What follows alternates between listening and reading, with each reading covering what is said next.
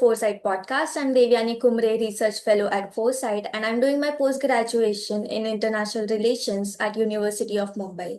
Today, we are honored to welcome Professor Mahendra Lama, one of South Asia's leading expert in regional cooperation and development. He is a professor at Jawaharlal Nehru University and currently serves as the member of Eminent Persons Group on Nepal and India. He was also the founding vice chancellor of Sikkim University and a former member of the National Security Advisory Board, Government of India. His expertise include regional cooperation, trade, energy, migration, water studies, and India's Northeast. It's a privilege to have him with us to discuss South Asia's political shift and regional impact of upcoming elections in Bangladesh and Myanmar. We welcome you, sir. Yes, Devyani.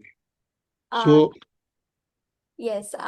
So starting off, can you tell us a bit about the political situation in Myanmar and Bangladesh? Yeah. Thank you, Devyani. I think it's very interesting to note that both Bangladesh and Myanmar today are heading for quote unquote elections, right? And that's a very positive sign because election, whatever may be the result, would definitely create some kind of level playing field and, of course, a platform where much larger and broader interactions can take place within the country and with the neighboring countries. So the Bangladesh election is taking place on 7th January, and Myanmar is having its two phases elections on 20th December this year and 11th January next year. So we are all looking forward to these elections, and it's quite certain that the elections will take place. But as far as participation is concerned and its effectiveness, efficacy as far as future governance process is concerned, these are all widely discussed, not within the country alone, but among the neighboring countries in Europe, in the US, it's widely discussed. So, who do you think are the key political actors that are shaping the Bangladesh's upcoming elections? Well, in Bangladesh, in both in Bangladesh and in what you call it, Myanmar, uh, quite interesting things have happened in the last 1 year to 3 years, right? Hmm. For example, in Bangladesh, they appointed a national consensus commission, and that consensus commission produced a national charter, and that national charter is supposed to provide a new democratic architecture, or what you call it, a democratic renewal in Bangladesh, right? So people are widely discussing that. The global world is discussing what is this charter about. It's a fairly comprehensive charter, and to a large extent, it is positive. In case of Myanmar, they have shifted from what you call it, the first post electoral process to the proportional representation, and in both cases they have banned the uh, major political parties, right? Say, for example, in Myanmar, they have banned the National League for Democracy. They have actually dissolved it, the election commission there. And in case of Bangladesh, Awami League led by Sheikh Hasina, NLD led by Aung San Suu Kyi, right? It has been banned. So you can imagine elections without these two historically key players in Myanmar and in Bangladesh. So it's going to be an interesting game. But only there are two, three very interesting things in Myanmar. First is no armed rebellion groups, right, are participating in the process, right, including from Chin to Sagain to right.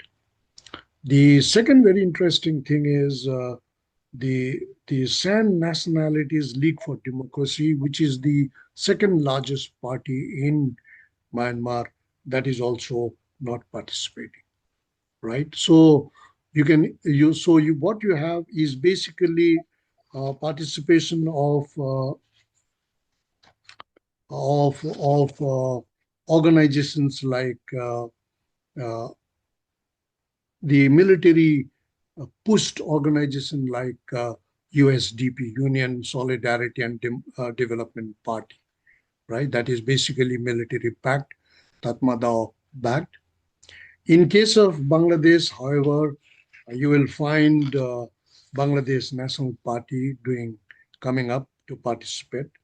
They are banned in 2023. They had banned Jamaat-e-Islami, so now it has become Bangladesh Development Party. So they are participating. But very interesting thing is in Bangladesh is the new party, which is of what you call it the youths that led movement against Sheikh Hasina, right? They have made a party, and that party is now also contesting the election. That party is known as National Citizens Party. Yes. Also, there have been discussions about China's deep involvement in Myanmar's politics. And do you think China's influence could affect the fairness or the independence of the upcoming elections? Well, it is quite expected that China would be very keen to bring some sense of normalcy in Myanmar, right? Precisely because China has really lost much of its ground in Myanmar in the last 3, 4 years. And China, not only in economic terms only, but also in political strategic terms. Say, for example, one of the most disturbed geographies in Myanmar, right, is China-Myanmar border, right, Museroili. And through that border, China used to do a trade of almost $3 to $4 billion, right? Unlike India and Myanmar, where we have only few $1 million. The total trade between India and Myanmar is hardly $2 billion, but their only border trade, that is trade through land routes between China and Myanmar, is almost $3 to $4 billion. And through that route only, the China Myanmar gas pipeline, oil pipeline brought through Chakfu and Sundari Island the passes, right? That was also affected. The third was at the very heart of the borders, there were quite a few chaos related to classes, the the chaos related within China as far as the Chinese various what you call it groups doing some kind of business which are surreptitious in nature, damaging to China's reputations. A lot of what you call it, you know, uh, frauds, right? Smuggling, small arms, right? So China was, and the fourth was it entirely disrupted Chinese entry into Indian Ocean or through Bay of Bengal and doing some major projects in Chakfu.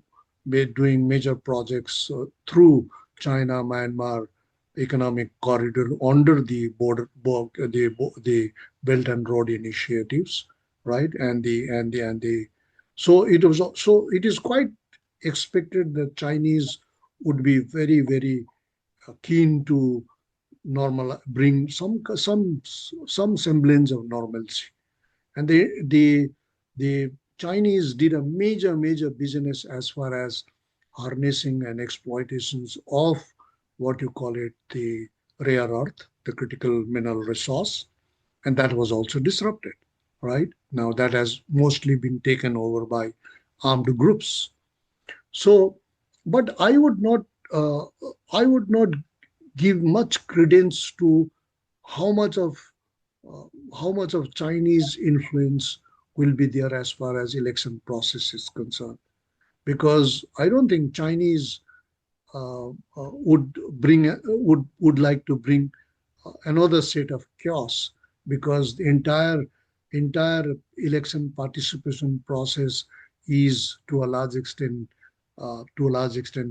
disrupted and distorted by not of by the senior by the major political parties not participating. But China is quite keen to restore some semblance of normalcy. Yes, thank you so much for your insightful response, sir. I did read your article regarding the pipeline. It was posted on the Kathmandu Post.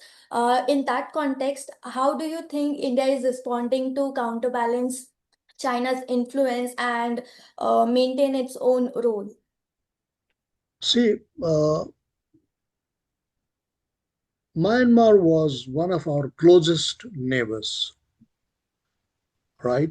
In 1935 Government of India Act. After that, it was given its own governance process. Otherwise, Myanmar used to be actually governed from by the British India government from the Indian side.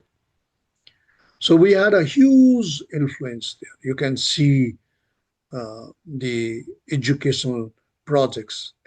For example, Yangon University was affiliated to Calcutta University, right? And most of the teachers went from India, including from Calcutta. You can see most of the cultural projects, right? You can see number of economic projects, political projects between India and Myanmar. So what really disrupted India-Myanmar relations was the 1962 military coup, and it really badly what you call affected Indian effective participation in the Myanmarese political, economic, social systems, right? Then we started losing precisely because in order to in order to balance India or in order to underplay India's role, the military regime got started bringing the Chinese, and the Chinese played a very critical role in number of development projects there, right? And so it is today for India. Myanmar is very critical because of three fundamental reasons. Because it is Myanmar which actually connects India to entire Southeast Asia and East Asia, uh, right, physically. So it is actually the overbridge or the linking point between India and ASEAN countries as far as India's Act policy is concerned. The secondly, our four states are interconnected with Myanmar, right? The Mizoram, Nagaland, Arunachal Pradesh, and Manipur, almost 1,600 plus kilometers, right? It's a long border, right? And unfenced border, unregulated border to a large extent, right? So people to people exchange go very deeply into this process. There are interconnections on water resources, on natural resources. We have ecotone, which is a kind of a common biodiversity spheres. This is the second important thing. And third important is Myanmar is the place where India could really show its what you call it development, uh, demonstrate its development achievements. Say, for example, pharmaceuticals. The Myanmaris are very keen to import India's pharmaceutical products. In fact, we hear that large number of pharmaceutical industries actually, companies actually import Indian pharmaceutical products and re-export to China from that place, right? So, and of course, on strategic terms, it is very, very important, precisely because this provides India a kind of a kind of a what you call it sea-based route to enter into what you call it Mizoram or and the rest of Northeast, so like the Sittwe project, Kaladan Sittwe project or the Kaladan project. So it's very, very critical. So, but the moot point is India just requires repositioning.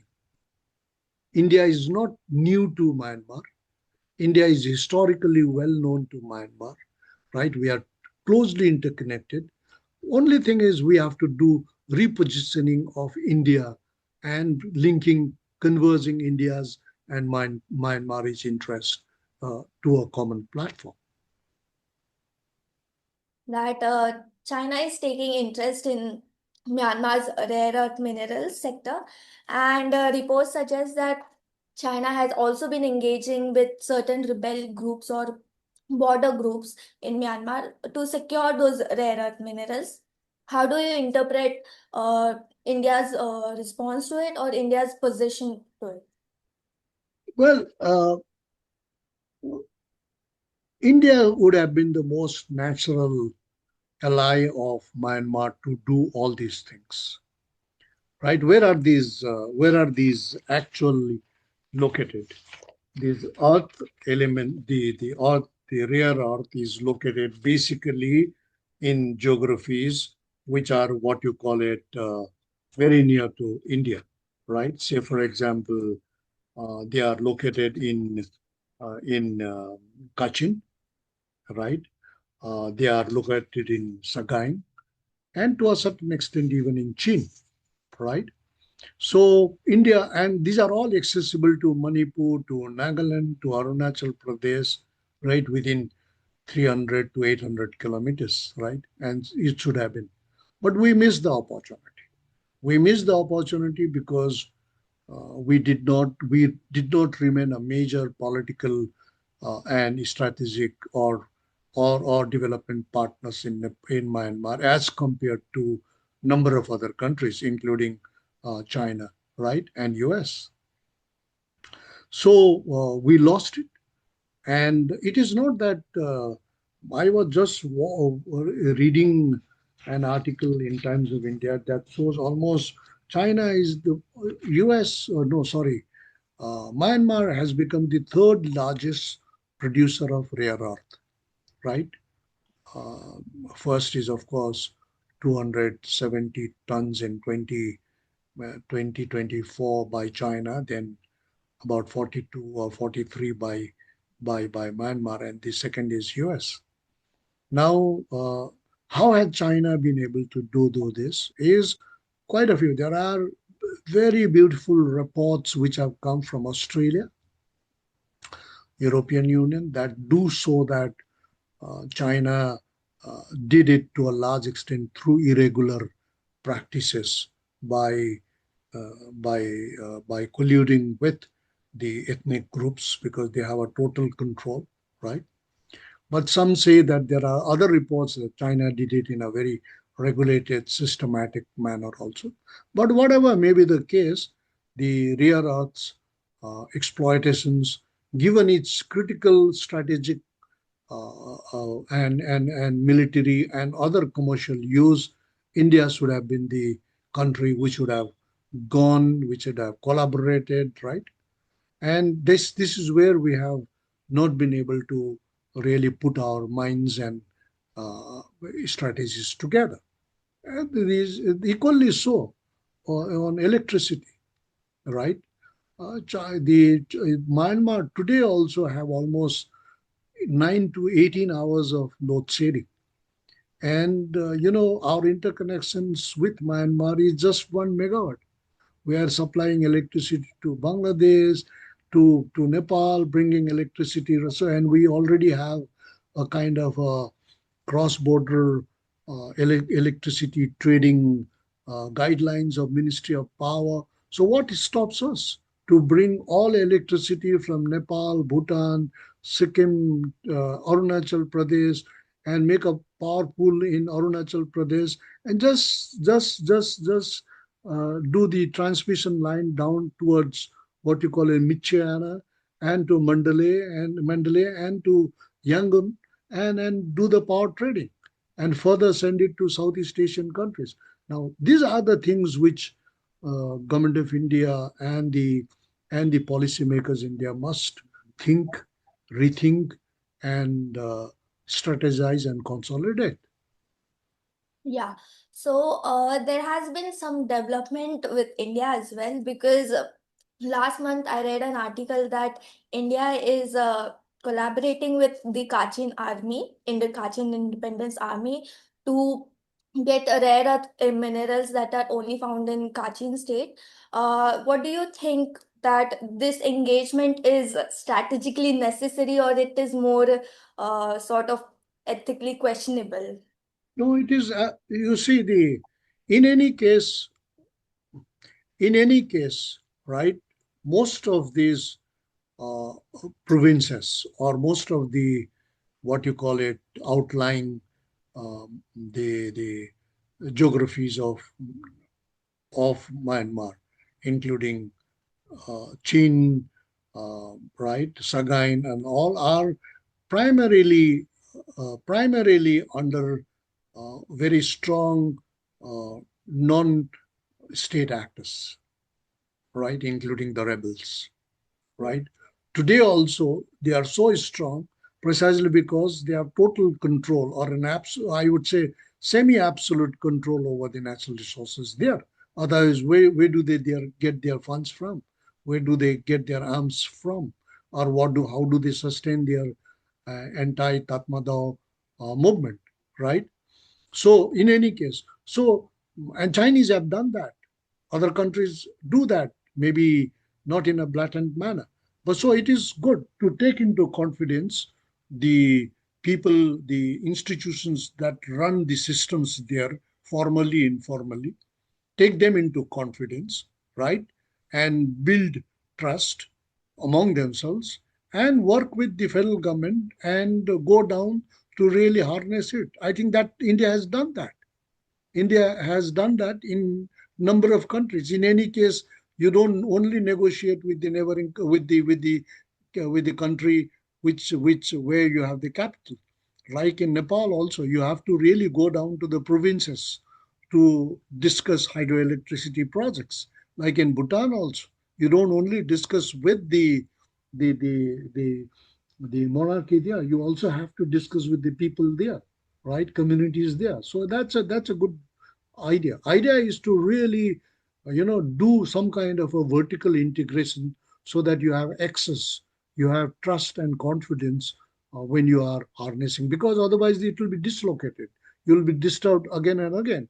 Like look what is happening in Balochistan as far as China's Belt and Road initiatives are concerned, and how sui gas, right, projects or any Chinese BRI projects have been disrupted, registered by the local communities, Baluchis there, right? So if it if India does a kind of vertical and horizontal management and integration, and that's a very good strategy.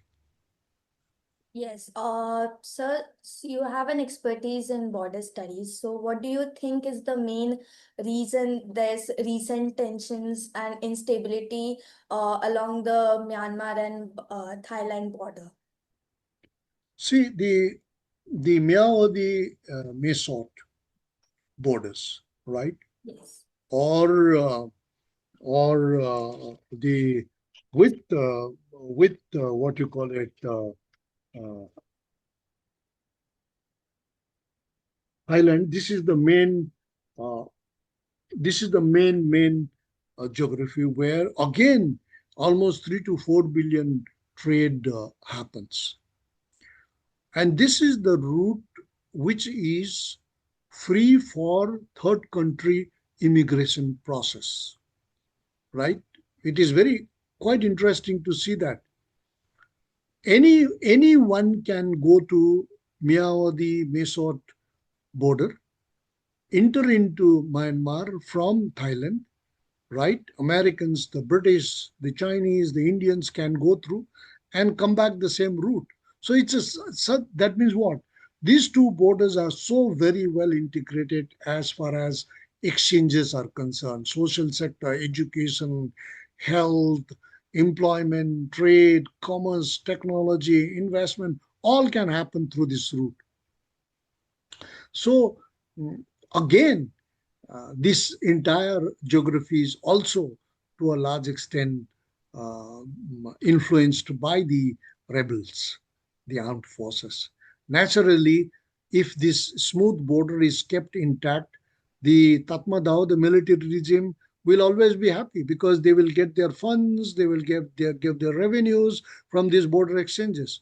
So the rebels, the armed groups, very consciously disrupted all the border exchange points where the Myanmarese government drew its revenues, drew its what you call it foreign exchange resources, drew its strength in terms of movement of people, tourism, pilgrimages are concerned. So naturally, it was disrupted, and today I think there is some kind of semblance of stability, at least in Mesot Mayawadi borders, because this Mesot is the last point where uh, trilateral highway between India, Myanmar, and Thailand would be ending. This is the last point, right? So this is very, very crucial for us also. So, would you say that India's policy towards Myanmar has been strategically proactive or largely reactive due to China's move? See, India's mm, traditionally, there was a point where India used to be very proactive, right? Then, then we entered into reactive phase where we would only react, and we also entered into a phase where we will ignore and keep quiet. Do you get it? And this third phase was very, very dangerous. This is where the extra regional influences in Myanmar happened in a drastic way in 80s and 90s, right? To a large extent, even 70s, right? And today, uh, it has become very costly for us to re-enter there, do business and all, as I told you, right? So now I think last few years, at least since the what you call it, the martial military regime took over in Myanmar in February 2021. Since then, we have also said that no, we will try to manage with the military regime. We will not talk about imposing, bringing democracy, doing elections and all. We will also negotiate, uh, play our cards equally well with the not only with the democratic forces but with also the military actors, and that's what we have done. And that's how the at least the harming process to India's foreign policy and national interest have been to a large extent what you call it reduced. The speed, the content part of it has been reduced, right? So you can say that India still has a huge maneuverability as far as Myanmar is concerned, right? Also, in our email exchange, you mentioned that you visited Myanmar on the issue of peace building initiated by the government of Myanmar. So, can you share some insights from your visit and what were the discussions that you engaged in? You see, the I was invited by the Myanmarese government, Mhm. right, along with others from other countries, to basically discuss the peace process there. Mhm. They had started the peace process 15 years back, so they wanted to take stock of what really happened, and they also wanted to discuss what is happening today and what actually lies before them in future. And this was more contextual in the context of against the backdrop of the election which is happening in December. So there were uh, former army generals from Philippines, from Indonesia, from Thailand, and many other delegates from other countries. So I participated in this. I accepted the invitation, and the the acting president and chief of army himself was there throughout. Right? It was a very what you call it a very powerful uh, uh, conference, and where ambassadors, including our uh, ambassador, uh, very bright and a very well-known Ajay Thakurji was there, right? And he was the Shu Sherpa in the G20 uh, entire conduct of G20 in India. So he was there. He also participated. I made a plea to the government of government of Myanmar, that what kind of situation we faced in India in 60s and 70s in terms of rebels, insurgents, terrorists in northeast part of India. How volatile, how dangerous, how warlike was the situation in the entire geography of northeast in 60s, 70s, to a certain extent even in 80s, and how we dealt with, right, in terms of our constitution, through our constitution, in terms of sacrifices to be made by the central government as far as the governance process is there, by bringing in special provisions like a sixth schedule of the constitution, or 371 or 244A of the right. How did we manage this? That means how we devolved, right, the right to governance to the states there, and within the state also to various ethnic groups, right? Right. In Mizoram, in Nagaland, in Arunachal Pradesh, in Tripura, right?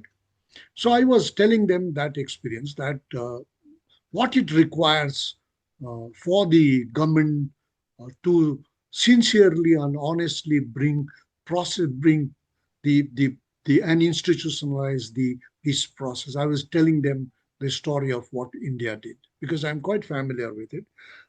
I was possibly invited because in 2019, government of Myanmar invited me to address his National Defense College.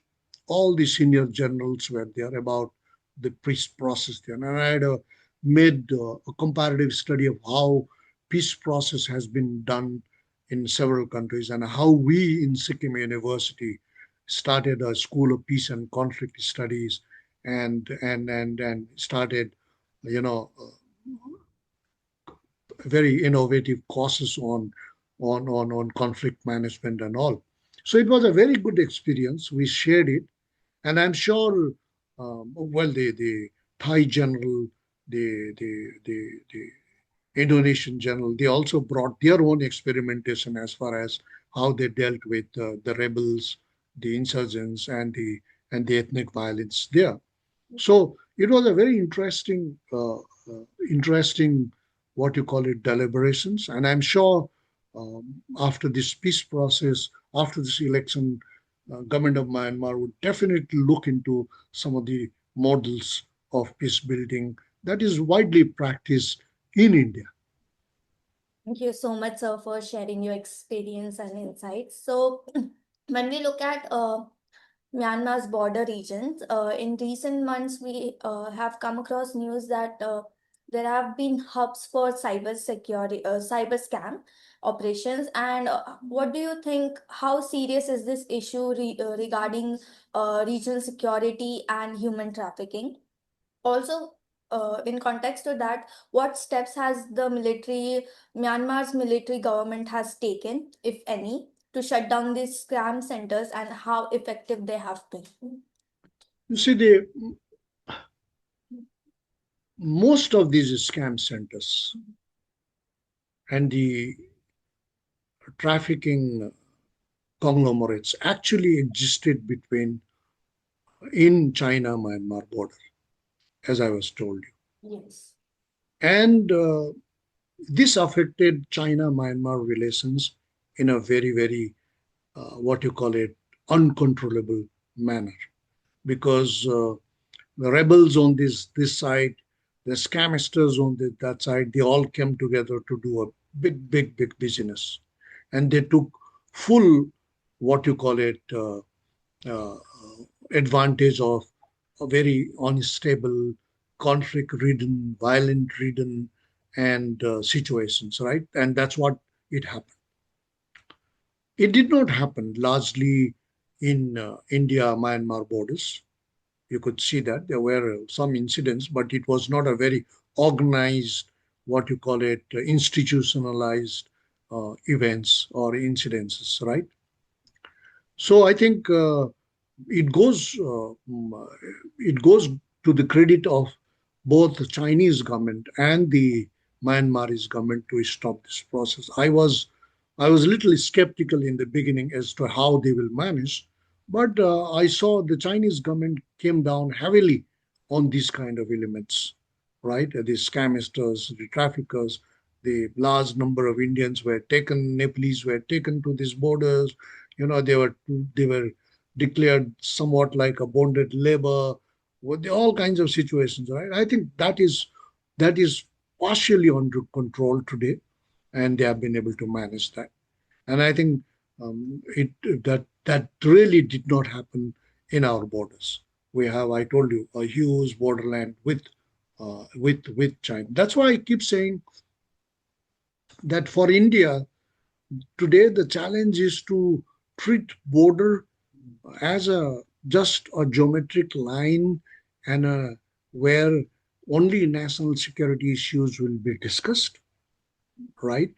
Where the Myanmaris and the Indian Army will discuss, or where Chinese and the Myanmaris would discuss, or to talk about borderland, where yes, we have our national security interests as the core interest, but the moment you say we will also discuss borderland means you're discussing about you're moving from a regime of threat to a regime of opportunity, where you will do trade, tourism, pilgrimage, what you call it, universities, borderlands, the frontier economic zones, all kinds of things. And that would open up. Look at India Nepal border.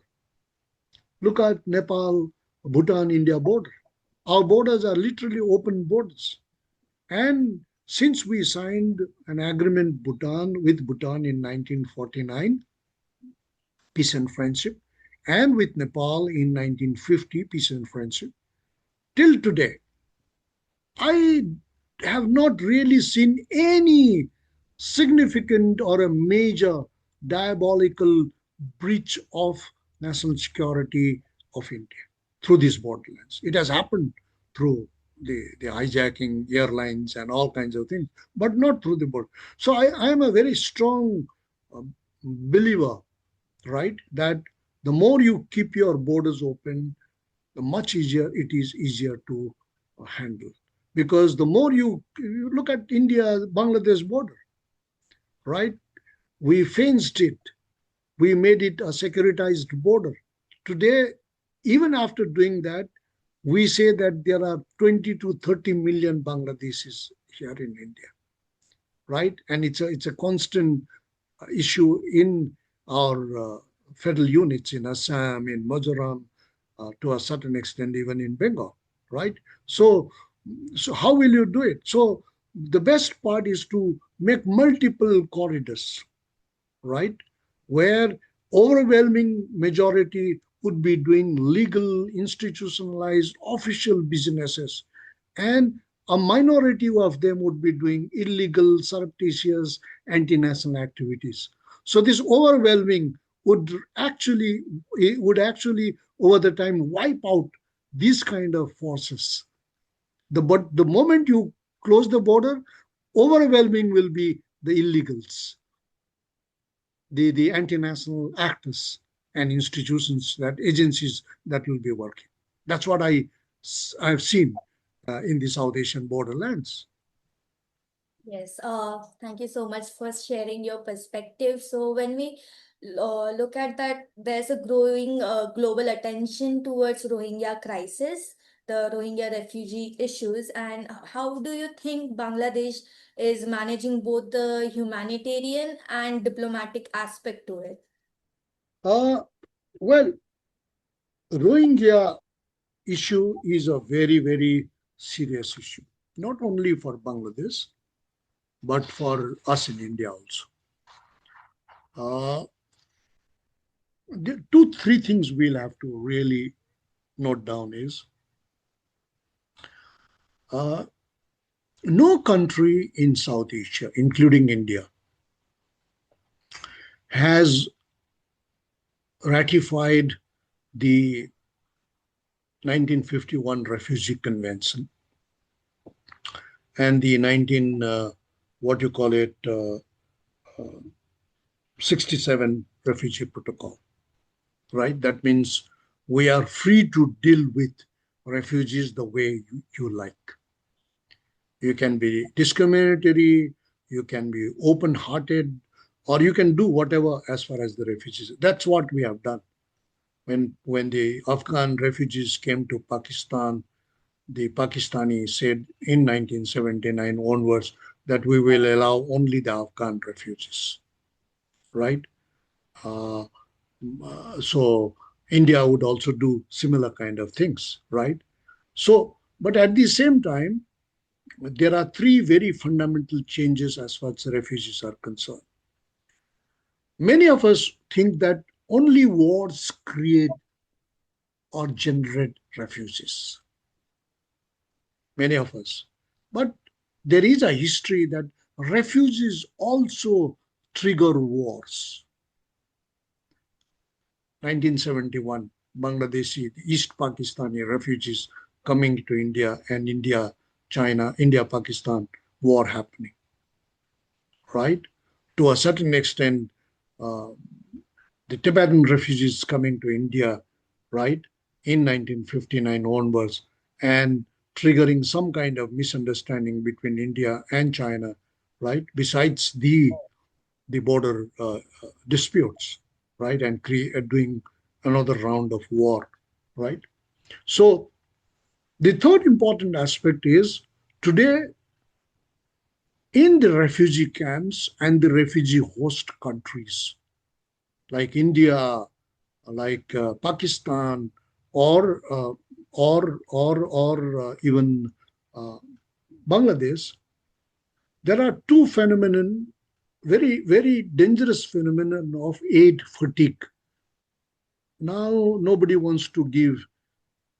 Everybody is withdrawing as far as economic humanitarian assistance to the refugees. Number two is compassion fatigue, right?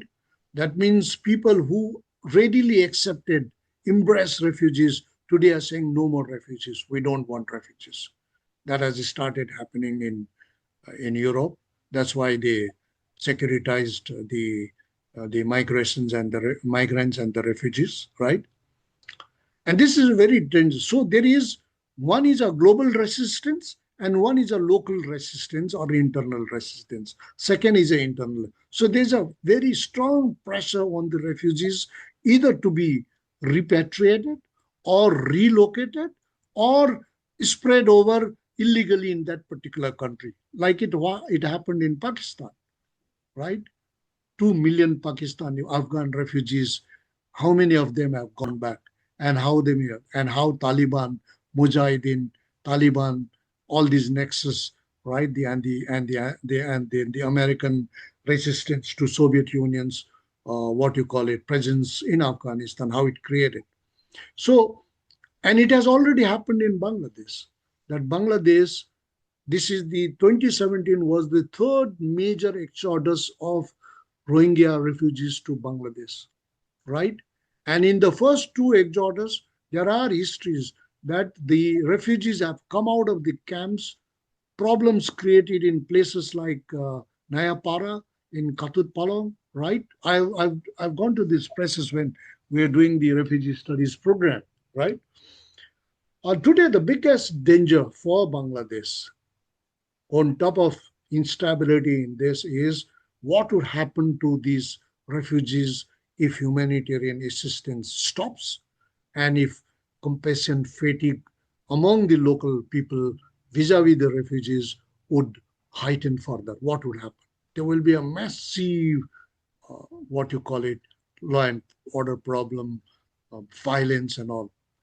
The danger for India is if they are not sent back, repatriated to the two major refugee generating centers in Rakhine, that is Mandau and Botidong. Yes, these are the two, right? If they are not repatriated back, situations, if they do not improve there, right, then if these refugees come out of the Cox's Bazar and spread over to Dhaka, spread over to Chittagong, right, spread over to Mymensingh, right, where will they go from there? They would naturally come to India. And it's almost a million of refugees, right?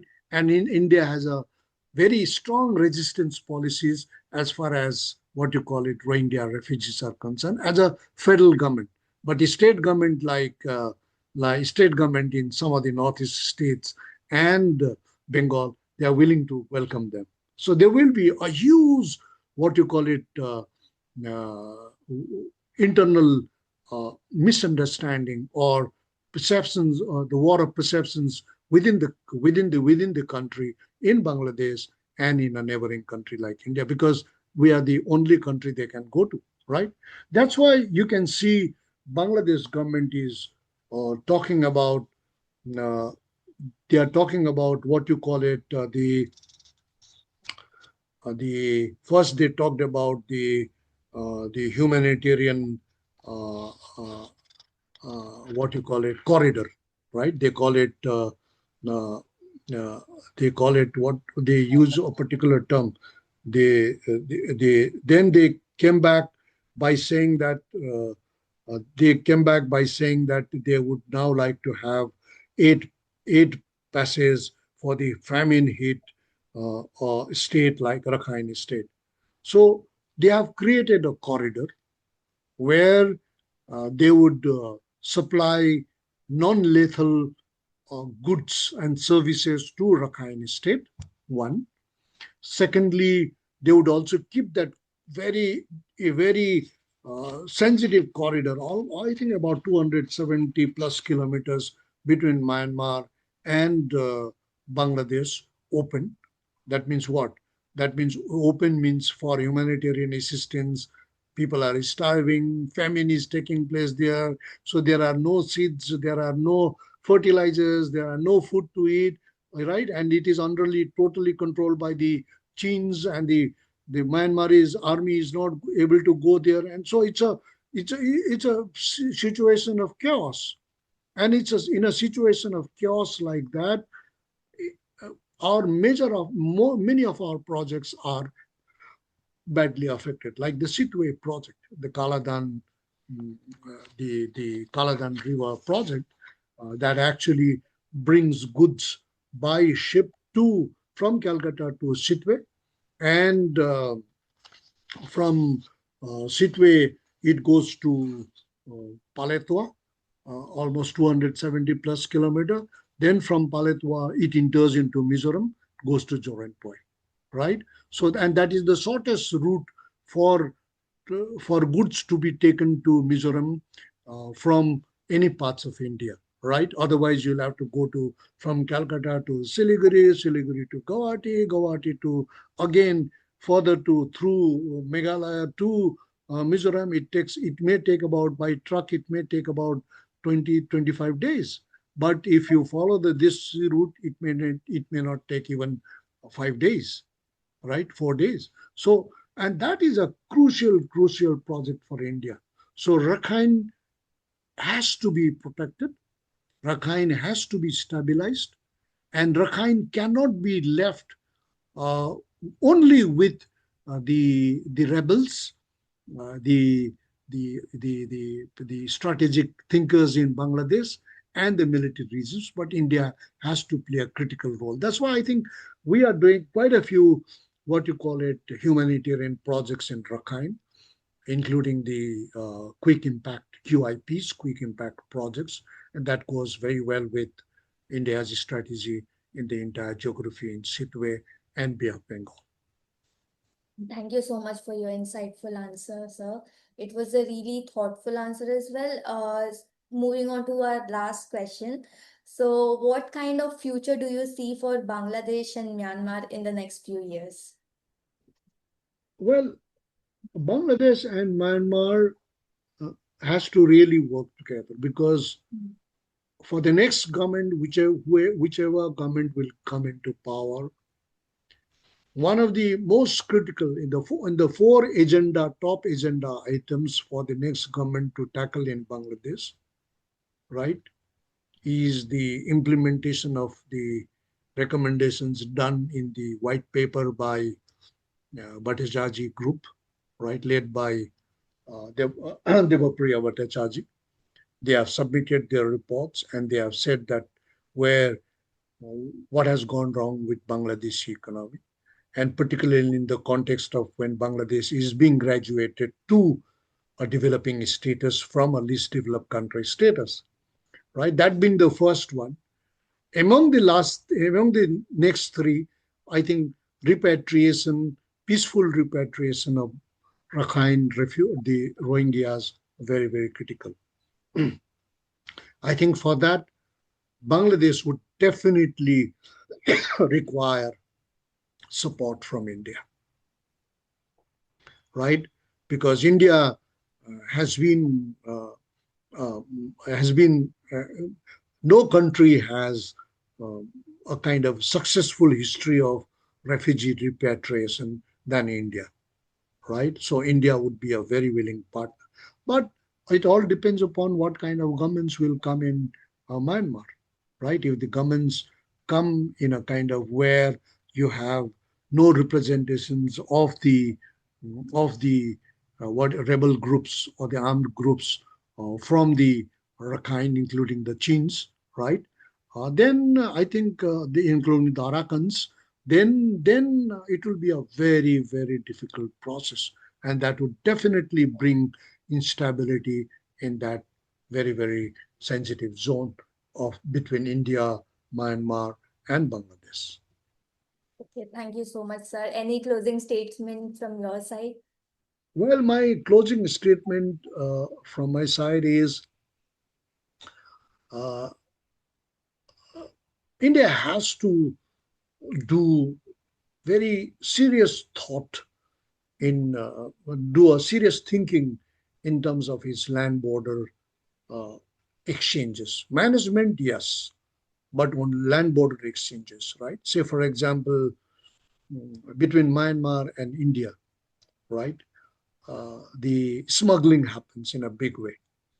One of our major reasons going against was the arms were coming here, the what you call it, the drugs were coming here, or are coming here, the all kinds of things, right? The so India has to rethink its borderland exchanges. You have land customs stations, you have integrated checkposts. How will you manage that? Our major concern is security, national security. So you cannot mix micro level interactions with macro level actions. So that means there has to be two corridors as far as economic corridors or exchanges are concerned. One for micro level purely local, and one for macro level between New Delhi, Calcutta, Madras, and Yangon and Mandalay and Michigan, right? And you do these projects in the borderlands. What stops India to do huge hospitals that can be used by the Myanmaris in Changlang, in Pangsao, in Arunachal Pradesh. They will come, use these hospitals and go back. They don't require even visas because they are not entering into the rest of India. They are just coming to. What stops India to do a frontier economic zones in Pangsao, right? Where the betel nuts, the arca nuts, which are being now hugely smuggled into India, processed as pan parags in Gujarat or in Tamil Nadu and sent it to other countries, right? Why can't you process that right at the borderlands? Why can't you process teak woods, right, and convert them into furniture? Instead of doing all kinds of supportive concessions to giving it to fly-by operators who do business only when government's incentives are there and withdraw immediately. You give it. Whoever wants to do a frontier economic project in Pangsao, in Changlang, in Arunachal Pradesh, right, in eastern Arunachal Pradesh, absolutely fine. You go. And pharmaceuticals, do it and export it to Southeast Asian countries. That's how we will be able to take advantage of India-ASEAN free trade regimes. That's how we would be able to take advantage of or promote or consolidate India's Act East policy, right? Act East policy cannot be consolidated when your borders are hard, when you have no confidence in doing business in the borders, right? And well, borders are always affected, like in China, like in Thailand, but that kind of adversity in the borderlands are not frequent. They are rare, like this situation of last 3 4 years. So India has to really change its entire policy as far as land borders exchange are concerned. And don't talk about border trade now. Convert all these routes into land-based trade route, like sea-based trade route through ports, right? Through land. That's why we are saying that open mountain ports now. You have done seaports, you do mountain ports, and make it a kind of a normal trade route between India and Malaysia through Visakhapatnam port. Like, why can't you do India and Malaysia trade through the Pangsao route, through Mizoram route, or through Manipur route? You could do that, right? And integrate with the trilateral highway India, Myanmar, and Thais are doing, and bring Nepal, Bhutan, and Bangladesh to India's Act East policy, and let them also use this highway. And you see, then you really practice a kind of a new regionalism based, what you call it, sub-regional cooperation integration process. Yes, thank you, Done? sir. think uh, I think it's high time that we give a kind of end to the entire Nagaland or Naga related problems, because that has been festering for so long, and that is one issue which remains addressed but not solved, not resolved, right? I think Government of India's priority in the Northeast should also be, the 2015 process was well initiated. I don't know why it took us 10 more years to really come to the end of the process. Precisely because, this frustration of not giving a final call to such a prolonged negotiation process could lead to several other repercussions, right? Which may not have been manifested in the past. It may have a new manifestations, which may not be within the within the controllable mechanisms of the governments, right? So I think it's better to, and I think it's just a question of what you call it, confidence building, trust building, and making a little bit of sacrifice on this issue or that issue without even what you call it, surrendering a millimeter of India's sovereignty and national interest. That, Bangladesh and Myanmar hold significant importance for India. not only as immediate neighbors, but also as key players in the region's political and strategic landscape.